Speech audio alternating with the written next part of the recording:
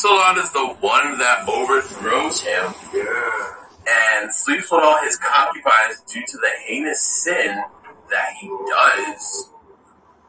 And so like it was like an internal payback, if you will. Like, yeah, it was sort of like in a battle, you know, because like, you know, that's how God allowed it to happen. He says it's not going to be with one of your own men. Nah, it's going to be one of your heirs. Like, God's like, because you committed this heinous sin, not only that you committed adultery, you committed murder.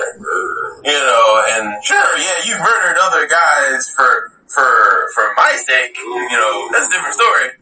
But, no, you've murdered out of, you know, like, out of sin, you know, injustice, and for your own selfish desire. Even God was saying, like, even if you desired to have many more women that was as beautiful as Bathsheba, and had you asked me, I would have given it to you. oh my God. He's like, but because you acted off your own free will, your own selfish desire, this is what's gonna happen.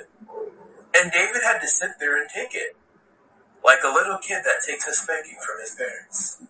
Sheesh. Right, because no kid thinks about putting their hands up against their parents once they're getting that spanking. Yeah, Because they know it's going to be much worse. You did what? Like, You defended yourself. You defended yourself, yeah. Like those moments when you know you're about to get a beating, and then you put on like 5 layers of clothing just to, and then like, but the parents know, and then they make it all the worse, and they're like, no. Strip off every clothing. Oh no! And then it's not even like down to the one layer. They make you go kuta kente and just go bare naked, and you're like, I just made this worse. What was I thinking? What was I thinking? Spoiler alert, you wasn't thinking. So now you have to go bare bone. Ouch. Nice. Oh my God. Then the parent comes up with inventive ways of how to make it bad. It's no longer the champa, it's no longer the milk. They have to get like the universal like weapon of choice that was handed down from generation to generation. And then you're like, not that. Anything but that. You just reminded me of what my parents did to me. I forged a signature when I was in high school because I didn't want them to see my report card. You forged this. Yes. Oh my God, I don't even know what I was thinking. I didn't think about doing that. Yeah. You know, while the letter came home and my parents were at work, and I was like, okay, this looks terrible. And I did it, right? And the weekend following that scenario, I had gotten away with it. And my mom comes into my room cleaning you. And she never get away with it. Yeah. That's what you wear off. I should have never been confident in that word. But continue. Well, I was like, okay, I'm going to get a spanking for sure. No.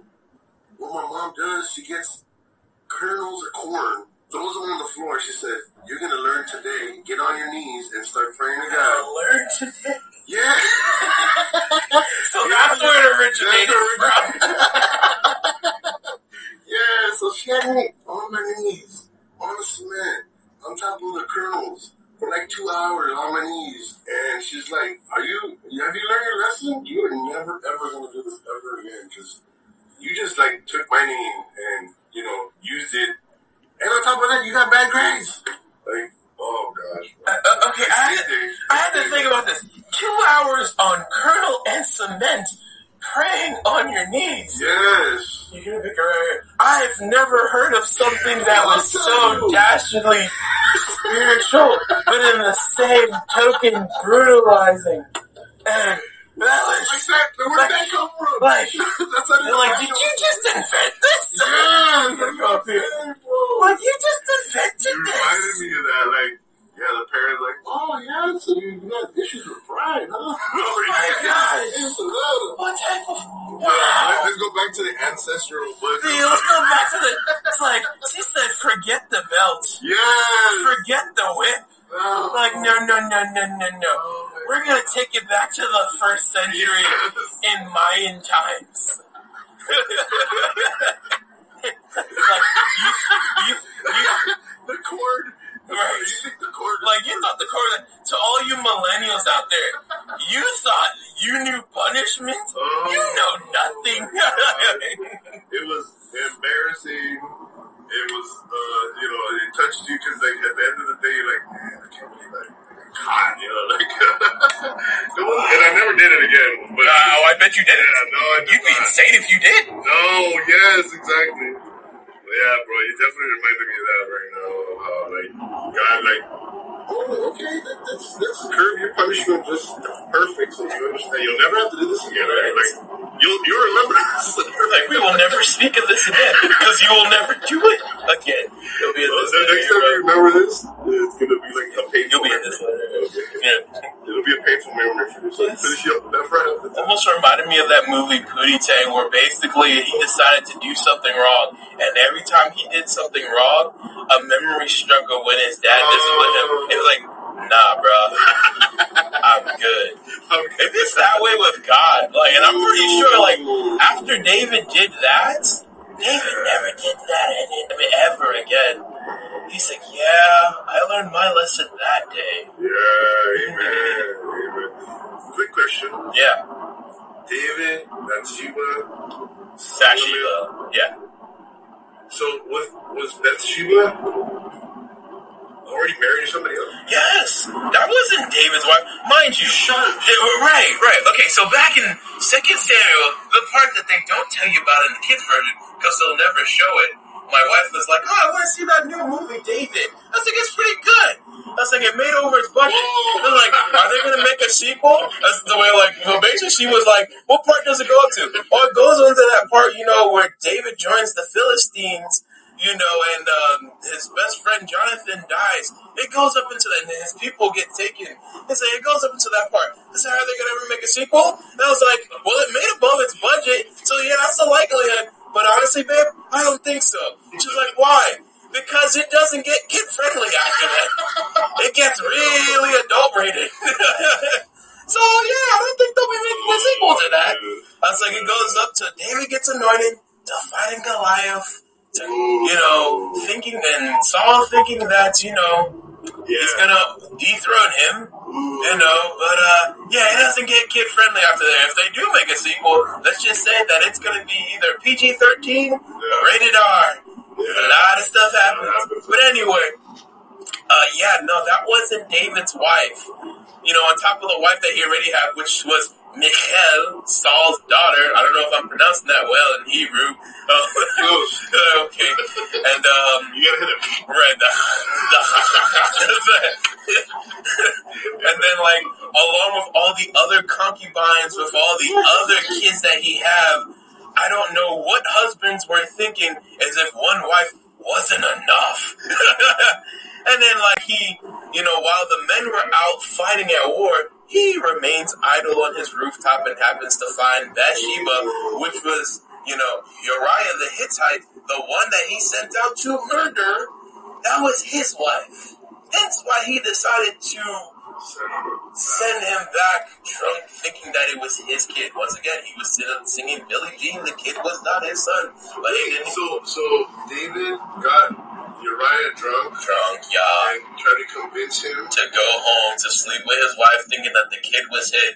But Uriah never went back home. He actually slept by David's side with his men while every other men were still out to war. Mind you, he just came back from war because David asked for him. And then, like, even when David sent them out his way, like, hey, you did a long, hard days of slaying and, commanding other officers. You should probably rest up. And he was like, go to Bathsheba. Yeah, go to your wife. Get strengthened by your wife once more. And he was like, never, sir. I know everybody has their low moments. Everybody gets one. For some, it's more than others. But David was kind of feeling himself in this point. And it got bad, bro. It got bad. David went Breaking Bad. So yeah, that's why that's why God was like, I'm gonna send you a punishment that you will not forget. Okay. Yeah. We were doing community kingdoms, right? Right. Communicating that study, okay.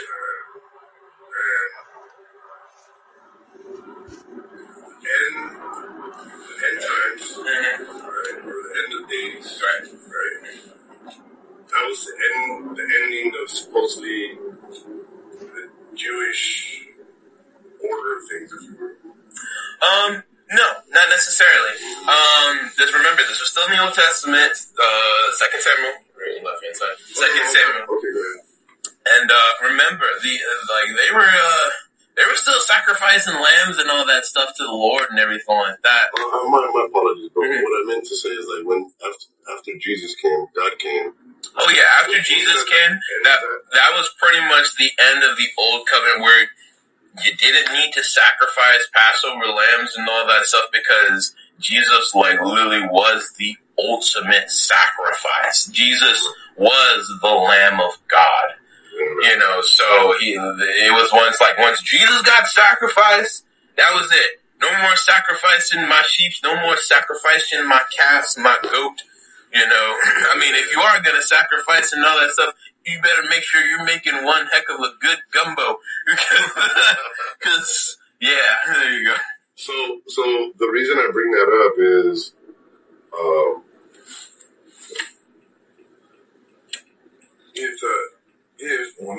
because the old covenant is done with, right? Mm-hmm. And we're living in now this era of time. My understanding is that God still sent all the Israelites out throughout the whole world. Oh yeah, the Israelites were still preaching the message after Jesus. Because remember, you had the initial 12s, and then it varied from numbers. It was like an Avengers roster.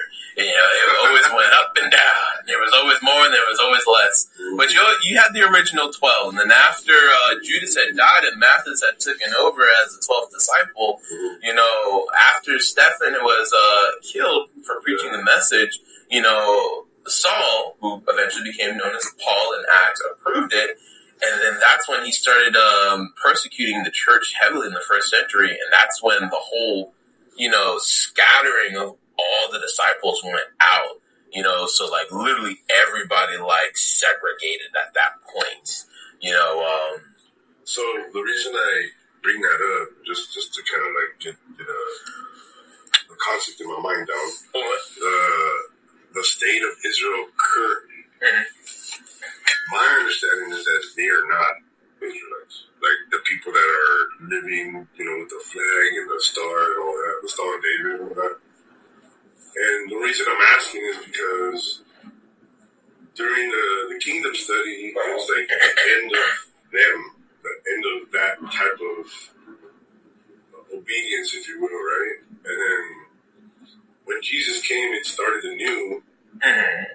So does that mean that they're kind of like, because first of all, they reject Jesus, right? Like completely. Anybody that like quote unquote a Jew, like the Star of David and the whole, they're into the Torah. Basically, they believe in the Old Testament, and they know that Jesus was around, but pretty much they don't see Jesus, Yeshua, as like the anointed one, like the Pharisees and all that stuff. Yeah. Which there were a couple that did believe from their numbers, right. Because they were like, in all of the ages, no one has done what you have done. Oh. Like they've seen the miracles, and like in their minds, like, because mind you, these weren't just Pharisees, bro. These men were scholars. They knew their Bible better than we did. Yeah. Inside and out. So it's like, I would honestly say, like, this is where religion was really getting meshed into like a lot of political stuff, and when this is why politics and religion don't get involved. Because like when you start throwing politics in there, then it's like, oh boy, it just gets really icky, and then it becomes like a whole thing of greed. Was it then? I think now that I'm thinking about that study, right? Was it them that you're talking about the Roman occupation, and then the Jewish, like having to have the Romans kill Jesus, or the Romans do their dirty work, if you will, Yeah, because they couldn't. I mean, once they had sent Jesus to to Herod, he couldn't do it. And even Herod was like, what is this man guilty of? He's guilty of being a fool. Like, he's not saying anything. Even Pontius Pilate, who, was part of Rome, was like, what am I executing this guy for? I see nothing against him. So even Pontius Pilate knew. People knew. So they knew that it was only out of jealousy, and selfish ambition that they wanted to have Jesus executed. So, like, to answer your question, Jesus fulfilled the law by being the ultimate sacrifice. And it's still to this day that a lot of Jewish people, they acknowledge Jesus. They don't acknowledge him as the Messiah, the anointed one. Like, right over here. So, yeah. So, I guess the reason I even now I'm seeing it this way because remember the rock that God carved and it struck. Oh, yeah, you're talking about the dream with King Nebuchadnezzar, yes. Yeah. Or King Nebuchadnezzar. You should have seen the Spanish study. Everybody like, Nebuchadnezzar. It's like, are you a Jew? It's like, wow, that was quite impressive. Your Hebrew came out nice. Right. But yeah, so ideally speaking, right? Mm-hmm. God's kingdom is supposed to reign in this world. That's supposed to. It does, my brother. It's just that a lot of people don't acknowledge it. Even to us, in our modern society in America, sure, yeah, we acknowledge that Jesus, is the guy that forgives everybody's sins. Jesus is all about love. But even to us as Americans, we don't acknowledge Jesus as Lord and Master. Because if Jesus was Lord and Master, he'd be Lord and Master of our lives, which means we think twice about our sin. Just like David would have think twice about his sin. Right. So, yeah. But anyway, my brother, we could talk more later. Yeah, let's talk more later. I actually happened to record it this time. I was like, no, we're recording this time. Welcome to Unschooled Ordinary Men. So prepare to see this. Here, listen to this on the podcast. All right, brother.